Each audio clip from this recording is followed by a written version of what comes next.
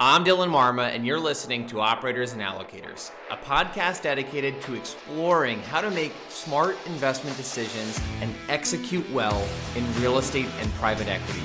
We'll be interviewing top-notch sponsors from various asset classes to understand how they think and the frameworks that they put in place with the goal of achieving above-average risk-adjusted return. Welcome back to another episode of Operators and Allocators. This is your host, Dylan Marma, and today I am joined by someone that I've had the pleasure of becoming friends with in the last couple of years here, Mr. Ryan Groene. So Ryan has graduated from the Farmer School of Business at Miami University of Ohio in 2012 with a degree in finance. And through college, he played for 4 years of baseball. After graduating, he worked in the finance industry prior to getting into the mobile home park industry and then eventually going full-time as a mobile home park investor. His portfolio has grown to over 15 parks with over 900 lots across the Midwest and the Southeast. And he's been involved with every aspect of finding deals, operating deals, turning them around, refinancing and selling. So he's definitely someone that has a wide array of expertise. I know I've learned a lot from him, and he's definitely always happy to roll up his sleeves. And recently we've also had the opportunity to work on some projects together. So definitely feel like we're going to learn a lot from him today. So welcome to the show, Ryan. Thanks for having me on, Dylan. Glad to be here and glad to hopefully add some value to your guest. 100%. To your listeners. So tell us how you got your start. Aside from, that bio that you just gave, I found myself in college back in 2008, 2013, right after the recession. Luckily, I was in college. I didn't have to go get a job or nothing after the recession. Played baseball, went to school for finance. Thought I was going to go work on Wall Street. Went to New York City one time and I hated it. And I realized I'm not going to move there. They kind of, from our college and finance, they were like, hey, you should be prepared to go work for investment bankers or corporate finance or do whatever. So I found myself a job with a Fortune 500 company out of college, and found myself just kind of sitting in a cubicle, hating it. I had always been interested in real estate or owning a business like a car wash, laundromat, stuff like that. So I stumbled on mobile home parks. I actually looked at flipping a mobile home, like doing like a live-in flip, because you could buy one back in 2013, 14, 15 for like a few $1,000s. Now their used homes are really hard to find, as you know. The prices and even new homes have skyrocketed just due to inflation and some supply chain issues. But so I found myself going to a boot camp in Austin, Texas, Frank and Dave's boot camp. Did that. Took me a few years to buy my first park, but bought my first park in 2018. And since then, we've bought like 15, 16 mobile home parks, a couple RV parks, and some self-storage facilities as well. Nice. We're mainly Midwest, Southeast. I'm a hands-on operator. I'm sitting in a hotel room right now at one of our RV parks in Tennessee that we just bought recently. Also, prior to kind of starting my portfolio, I worked for Buckeye Communities for a few years. That's what allowed me to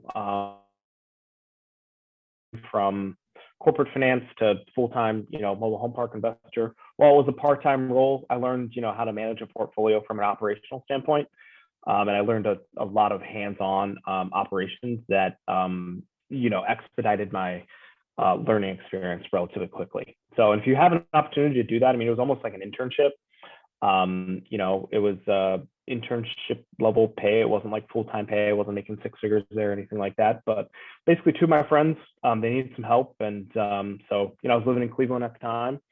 And then we just started helping out. And that was 3 years. And actually, we just recently in January stepped away from it, but it was a very good learning experience, and it was it's helped me get to where I am. So huge. Yeah, I think that's such an awesome way to be able to break into the space. I always say you want to seek to serve, right, and find ways you can use your existing skill sets to go and add value to someone that is already out there making dent in the space that you're aiming to get into. So in your case, where was your value proposition with them? Was it just you had the time? Were you more organized? Was it kind of having some understanding on the operations side or the finance side? How did that come about? So I had known Rick and Brian for a few years. I had looked at buying some parks with them. They knew, I had just started getting lunch with Brian when I lived in Cleveland. We became friends, and they had grown their portfolio to 5 or 6 parks at the time, and they were still working.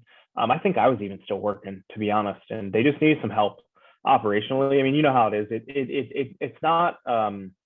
It's not that it's a tough job to operate a mobile home park or an RV park. It's just can become time consuming if you're doing turnarounds, right? Mm-hmm. And you have to be available during certain hours, right? Or you have to be able to do something almost immediately, or just get back to the managers in a timely manner.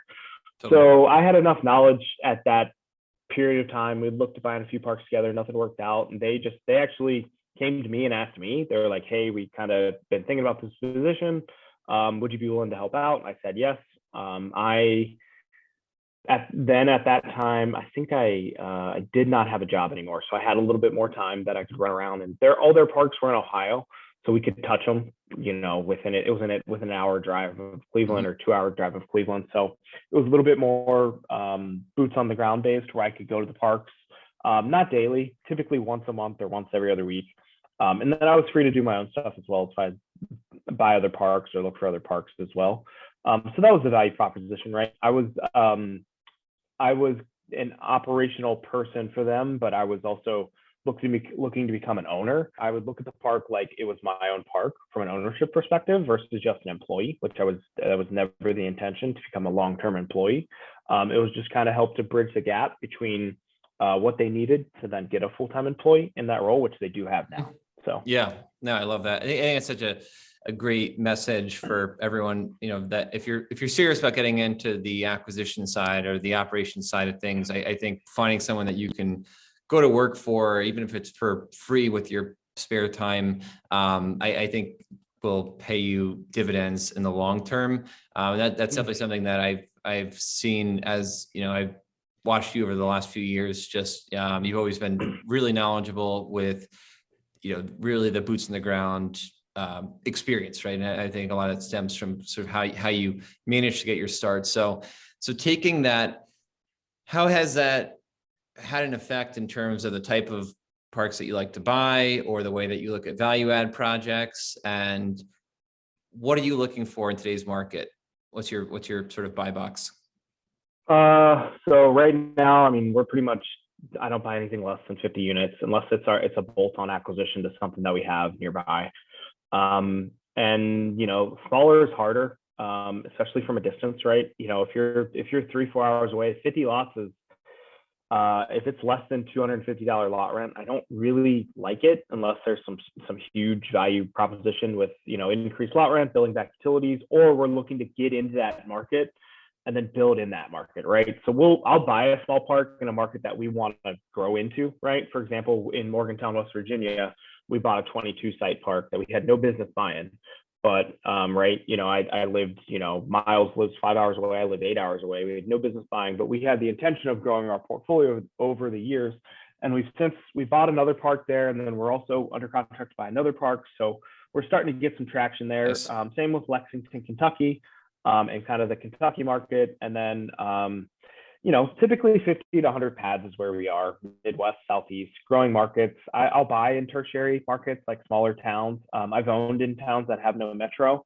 It's really just about demand. But for me, the lower the lot rent and the rougher the park, it's just not worth the time anymore, right? I'm more back in the day, 3-4 years ago, I would just do a deal to do a deal, right? Because I needed to do a deal, or I was a little bit more willing to do certain deals versus I am now. I'll still do large turnarounds, but I'm not a huge infill guy.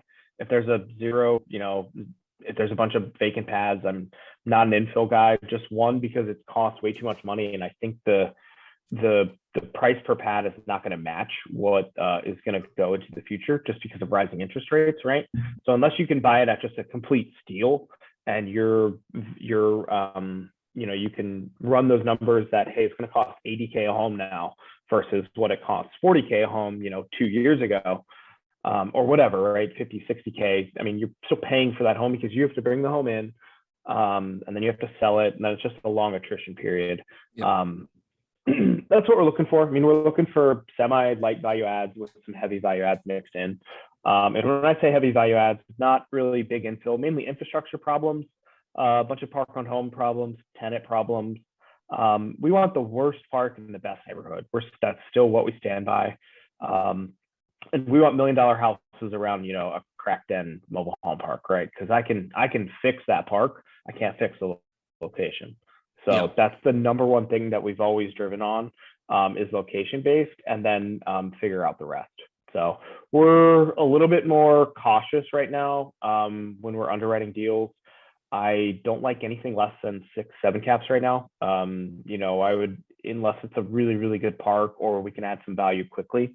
And cap rates, those are just it's an arbitrary number, right? If you're buying a turnaround, that really doesn't mean shit. Yep. We're more concerned about our cash on cash value and our ability to drive our IRR quicker as well. But we're still buyers. We're pretty aggressive on deals. We're also buying some RV parks. We own 4 RV parks. You and I actually own one together up in Northern Kentucky. But we're looking at those a little bit more, just because I think it's going to become, like we were talking before the show, an affordable housing play in certain markets, right? Where people are going to live in RVs because they're like, maybe they had a house that was $100,000, $150,000, and they don't want to live in a trailer park, but an RV park kind of sounds a little bit classier than a mobile home park, even though it's the same thing, just the wheels are removed. Maybe it feels like it's temporary living, maybe. Correct. Yeah. Or it feels a little Transitory. bit classier in your head. Yeah, it's got a better image, right? RV parks have a better image than mobile home parks. Totally. So that's kind of, we're buying those throughout the Midwest and the Southeast. But yeah, I mean, that's kind of what we're looking for nowadays. We're a little bit more strict in our criteria than what we used to be, but we're definitely still buyers. Love it. Yeah. I know before the show, you and I were talking about on the RV campground side of things, we're both still figuring out, exactly what our buy box looks like in terms of the locations go. But where are you at right now as far as what do you mostly look for in those as far as the market goes? So we want a destination type place, right? Meaning, like, is there a lake? Is there a national park? Is it right off a major highway where people travel in between destinations? Right? Is it right off of I-75? Is it like the park that we own in Tennessee? 2 parks that we own in Tennessee. One is literally right. It's lakefront. It's seasonal campground. People keep their campers there all year round. There's a boat ramp. There's a dock. There's an attraction, right, for the lake. It's like people can have a lakefront house without, paying millions of dollars, right? Mm-hmm. They're paying $400 or $500 a month. And then some of the other factors that we're looking for, is there a shortage of affordable housing? So can that become a workforce housing type destination, right? And that's what we're looking for, growth, population growth, easy states to do business in. I'm not a big fan of like Illinois or New York, even though those have great destination places. Like New York, for example, is a massive state and has a lot of draws, like the Catskills, the Adirondacks, right? And there's probably some beautiful RV parks up there. But I want nothing to do with that type of government bureaucracy, because from the tax perspective, and if you need to evict somebody, even though RVs are sometimes treated as hotels versus living, that's kind of what we're looking for. We're looking for off major highways and destinations and growing cities. Yep, love that. Yeah, it sounds like your main focus is longer term, sticky revenue, right? So I think that the 2 types, I like to break it into 4 categories, where you have sort of your workforce housing or your extended stays, like we like to call them. Then you have your lakefront or oceanfront long-term sites, which are recreational, which I like to call your second homes. And then you have your short-term campgrounds and then your short-term resorts, right?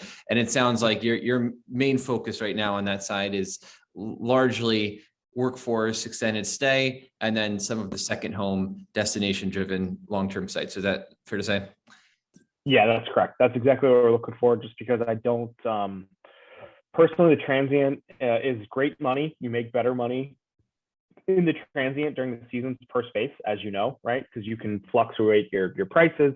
It's in and out, it's quick movement. You're getting a lot more per night than you would in the extended stays of the workforce housing most of the time. But I don't necessarily like those just because we're not set up management wise for those, because it's a lot more employees, a lot more attention to detail, because it's an actual business.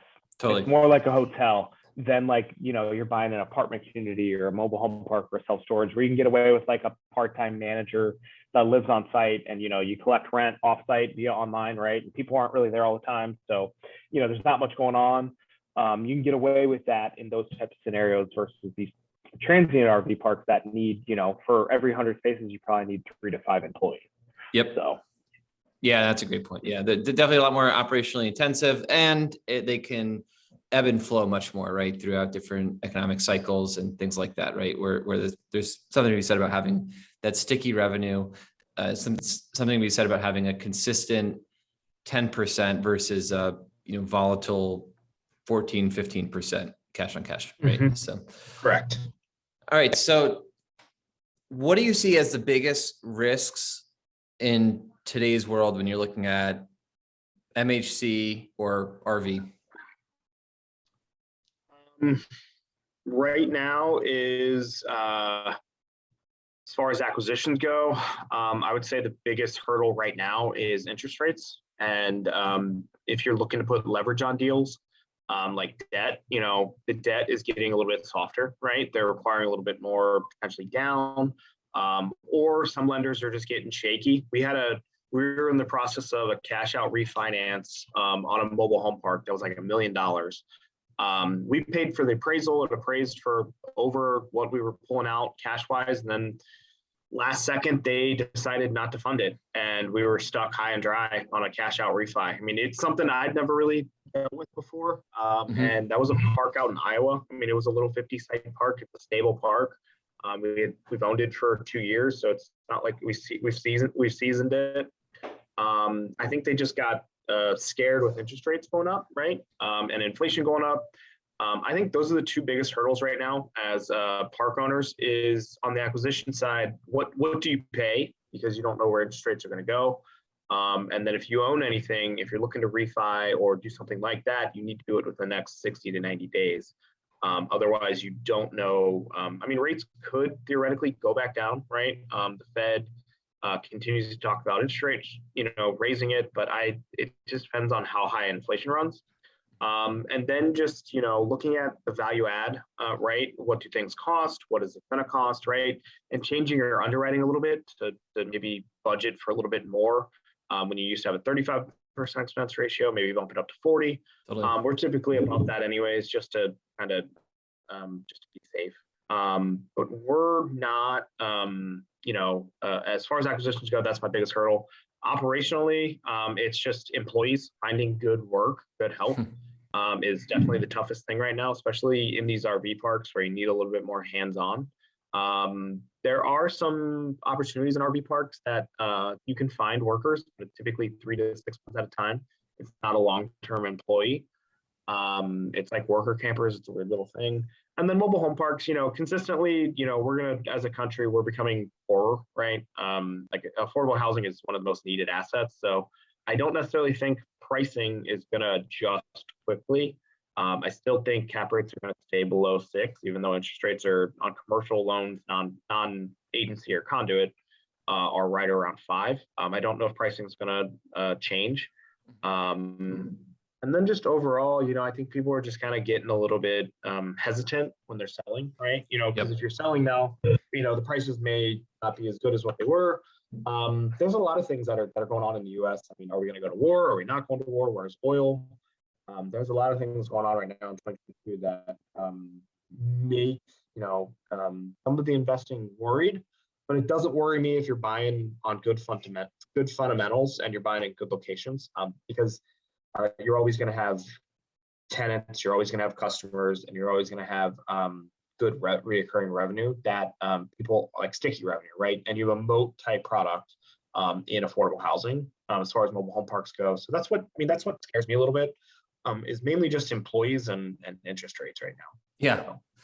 Yeah, I know. I definitely echo that. And I think the employee piece is always is always an ongoing challenge, right? And I think, finding the right help in the right markets, especially if you're in multiple markets, can always be a huge challenge, and something that's worth spending a lot of time investing into, getting the right people, taking care of them, that sort of thing, and budgeting well upfront for that as you're going into new acquisitions.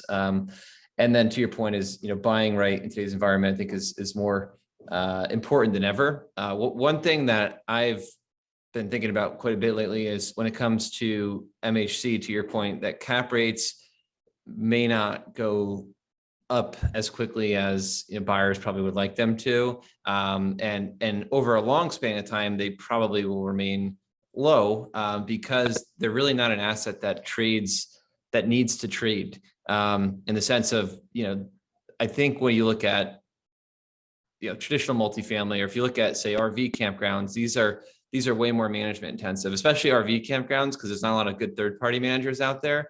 So it's usually the actual owners that are having to operate them themselves. And they're all going to get burned out at some point, right? They're all going to say, I'm sick of this. I'm done with this, right? Unless they grow big enough to where they have like a team and systems in place where the thing kind of runs itself. I think that there's going to be a lot of work that goes into it. So I think it's going to be an asset class that will always trade more frequently than something like an MHC, where it's completely passive after a certain point in time. And any thoughts on that? Yeah, you have a lot of Wall Street money or private equity money, right, where they are placing $50 to $100 million in $1 billion fund, right? So that's like 5 to 10% of their assets under management, right, or more, right? Mm-hmm. So 50 to 100 million. Mobile home parks versus multifamily for a per unit basis trade significantly lower. Even on the Class A stuff, you're talking multiples of 3 to 5 times lower, right? So, which 50 to 100 million can buy you a lot more than what it can in the mobile home than the multifamily, right? So mobile home parks are viewed as a risk-free asset to a lot of people, right? On the stable mm-hmm. stuff, meaning bond rates were so low. They're looking at it for like a coupon clipping, right? I'll pay 4%. I don't care. It's going to grow over time, right? I can raise rents slowly. It's a pretty safe investment, right? Versus compared to the stock market or something else. So that's words got out, and that's why there's been a lot of consolidation, right? Because a lot of these larger groups, even in Class A multifamily, right? A lot of these larger institutions are viewing these as the new bond, right? It's a hedge. Bonds used to be a kind of a little bit of a hedge play, or just a safe placement of money, right? If you're looking to place it, that's how they're viewing these mobile home communities and Class A multifamily, is what I've heard some other guys say. From the mobile home communities, once it's stabilized, I could definitely agree with that. It's while there's some management inefficiencies in MHCs that will still exist, I think that a lot of people view them as coupon clipping, mailbox money, and it's definitely true. I would say of all the assets I have, I would say it's probably the less management intensive. When all the tenants own their own homes and you have a decent manager on site, for every 100 spaces, you probably need one part-time manager and one part-time maintenance guy. And even then, depending on your utility setup, you could actually probably get away with 30 to 40 hours a week just from one person. Yep. Versus a multifamily, where they're all rentals, you're going to need a lot more staff for them. Oh, totally. Yeah. It's still it's really hard to scale a mobile home park portfolio and an RV park portfolio, but I think the bigger institutions are realizing that coupon clipping is a really, really safe investment, and it's a moat type industry. So, that's why I agree with you. Cap rates are not going to go up as quickly as what, you and I would like. So. Yeah, exactly. And the last thing I mentioned on that regards is that, just a reminder for the audience that when you look at multifamily or most traditional asset types, there's so many quality third-party managers out there that you can choose from. So Class A multifamily, if you don't own the management company and you had to manage it, that's a ton of work for someone to go and be able to manage. But the reason that it also is comparatively low risk, to Ryan's point, is because you have these gigantic institutional third-party management firms out there that you're able to hire that will be able to manage it at a very, very consistent return over the long course of time, because these are they have thousands of people, they have systems, and they have it all down, right? So whereas with MHC or RV, you really, especially if you're, say, LPing, right, and you're putting money behind an operator, I mean, you're really looking a lot more at that operator as a true operator, not just someone that's there to be thoughtful about deal selection and then jump on a weekly call with the property manager.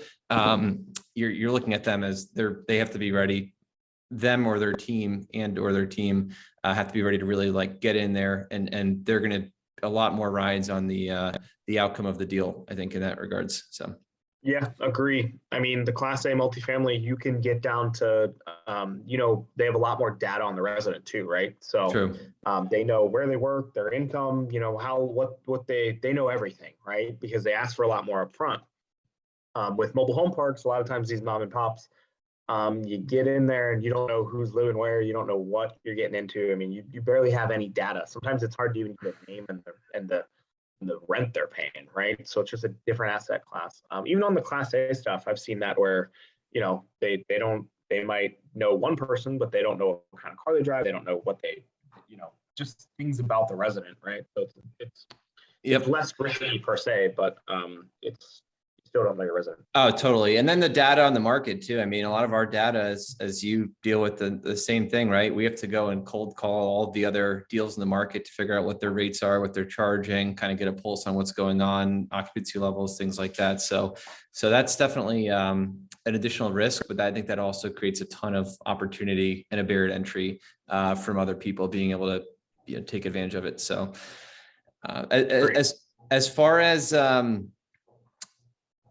as far as your views on today's market and just the industry as a whole, what would you say is one unpopular opinion that you hold?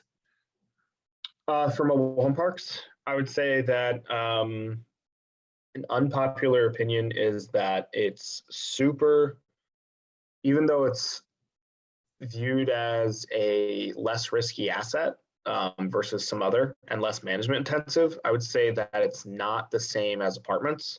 And I would say that if you're expecting to just go in and manage it from, 4 or 5 hours away, go there once, every other month, then expect your manager to, tell you everything that's going on, it can get away from you really quickly because your tenant base is completely different.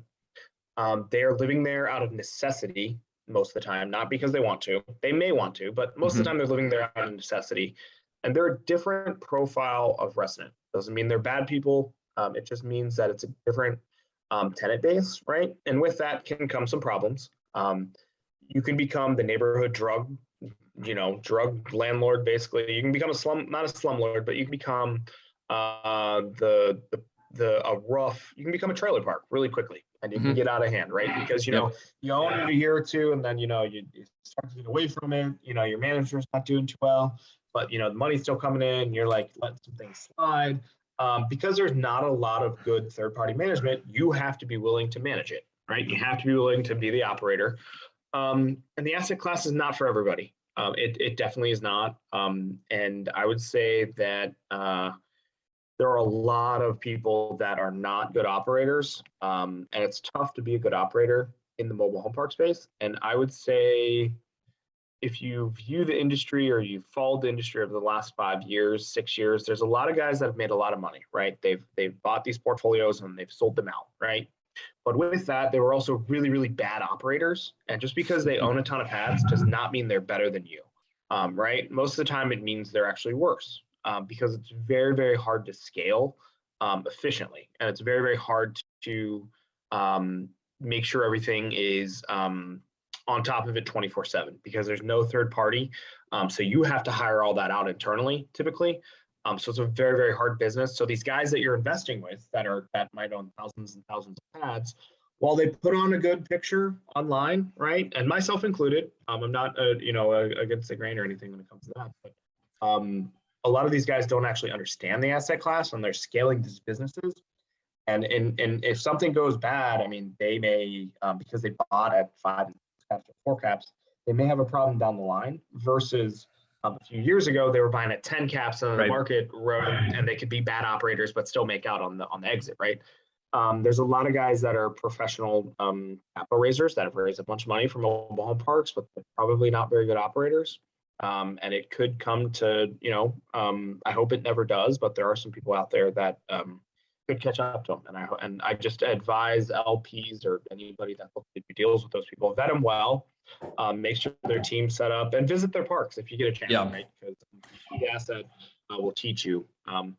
But they're mobile home parks. No, that it's funny as you say that. I think back to when I remember back when multifamily was trading, especially like C-class multifamily was trading out like 8 caps, and everyone could syndicate a deal out of state and just choose the first third-party manager. And as long as they were half decent, the cash flows and the returns look phenomenal, right? And whereas today, watching that change over the years, seeing where the market moved, there's so much less margin for error, right? And a lot of the big groups had already gotten their lumps out of the way with back when the market was more forgiving, and now they have the expertise and the scale to be able to play in a less forgiving market. So I think to your point, it's the same thing we're going through now, right? Now when you're seeing MH, cap rates going from, whatever it was, 6 to 7 a year and a half ago, 8 to 10 a couple of years ago. Now we're talking about playing in the 5 cap range. I think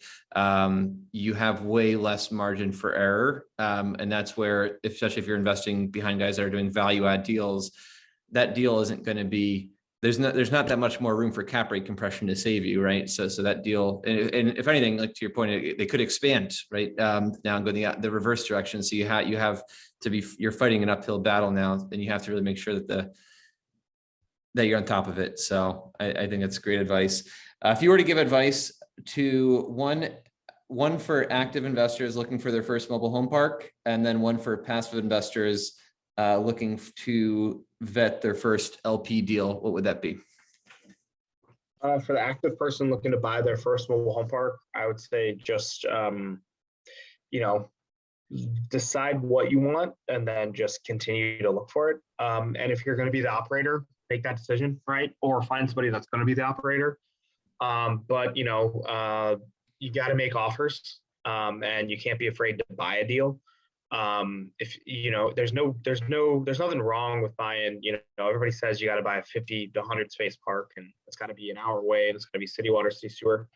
There's nothing that says you can't buy a 10 space park that's well and septic, right? There's just risks that come associated with that. I'm not advertising to buy a 10 space park 2 hours away from you, but if it's like next door to you, it's probably less risk than further away. So doing a good deal that makes sense for your life is, and what you're looking for is better than no deal, right? Because you have to get into the game. Your first deal is your that's what will separate you from just being like a newbie, right? Once you get a deal, owners will look at you a little bit different. Investors will look at you a little bit different, right? Because now you actually own something. You kind of, you know what you're doing a little bit, right? And then for LPs, as far as like what you should look for in an operator for MHCs is, look at their track record, ask them their failures or what's gone wrong. They may not have any, like they may have never lost money, right? Because we've been rising, right? But like I definitely will admit our problems or admit deals that we maybe estimated, XYZ on, but we really had to do this, so we lost money the first year, or it took a little bit longer to turn around, because there are some things that you can't anticipate with mobile home parks. I can anticipate them now, but it was a learning curve, right? So make sure they're actually putting in their own money too, right? But a lot of guys that are doing deals, if they're doing a lot of deals, and they're not charging a huge amount of fees, they may not have hundreds of thousands of dollars to just invest alongside you. I'm not saying they shouldn't invest. Sure. I'm just saying that if they're out doing deals, the GP money runs out quickly. So, I mean, it really does, as you know, right? We're investing alongside our investors, and it ebbs and flows, right? And as real estate investors, we get ebbs of cash from maybe an acquisition fee or refinance or a sale, right? So that's how we get our cash a lot of times to invest. So. Yeah, totally. Yeah, and I think it's a great point.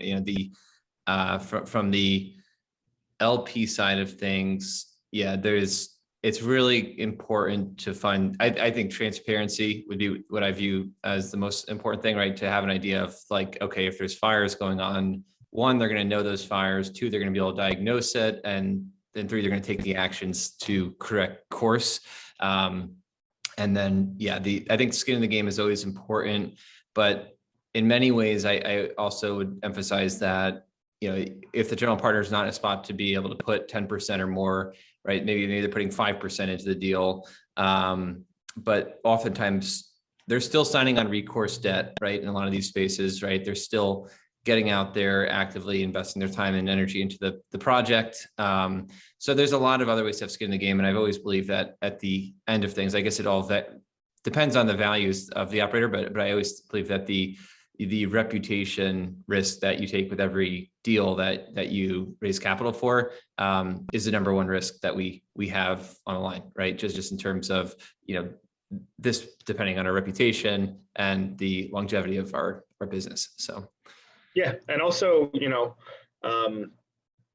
make sure you like the person or at least get along with them or something, right? Because as an LP, if you're, you don't have to invest with that person if you don't like them, right? That's the beautiful thing about being an LP. There's plenty of operators out there where, you might get along with them or you don't get along, and vice versa, right? As a GP or a syndicator, if you're raising money, you don't have to take everybody's dollar. Now, it's different when you're first starting because sometimes you do need that dollar from the person you may not like. But my biggest, thing from a standpoint is make sure you guys are on the same headspace. You look at the deal the same. You view things not necessarily the same, viewpoint every day. There's okay to have opposition, but make sure you get along and there's an end goal, and you guys are not you don't like them, right? There's people that have offered millions of dollars to, I'm sure, both of us, but we may not feel right about it, so we turn it down. And totally. It's hard to turn that down, but it's the benefit of the time value of a headache, right? What is that? So. Yeah, completely agree. You have to make sure there's alignment from the get-go and spend as much time as needed to make sure it's there. So, well, all awesome stuff, Ryan. Definitely appreciate you jumping on the show. I feel like we've covered a lot of great stuff. So hopefully listeners have gotten a lot out of this. What's the best way for our listeners to plug in with you, stay connected, see any future opportunities you have going on? They can follow me on all social media, Facebook, Instagram, LinkedIn, just my name, @Ryan Groene.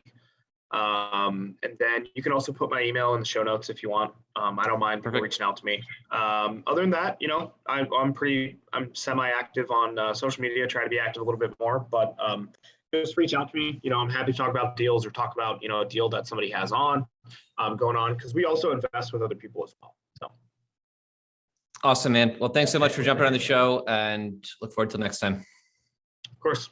Thanks. Thanks for tuning in and joining us on another episode of Operators and Allocators, hosted by the Requity Group, a vertically integrated private equity real estate company. You can find recordings of all shows along with other resources on our company website, therequitygroup.com, also listed in the show notes. A brief disclaimer to our listeners. Information presented herein is for discussion and illustrative purposes only and is not a recommendation or an offer or solicitation to buy or sell any securities. All investments are subject to risk, and past performance is no guarantee of future results. The views and opinions expressed by the Requity Group speaker are their own as of the date of the recording. Any such views are subject to change at any time based upon market or other conditions. We hope to see you next week.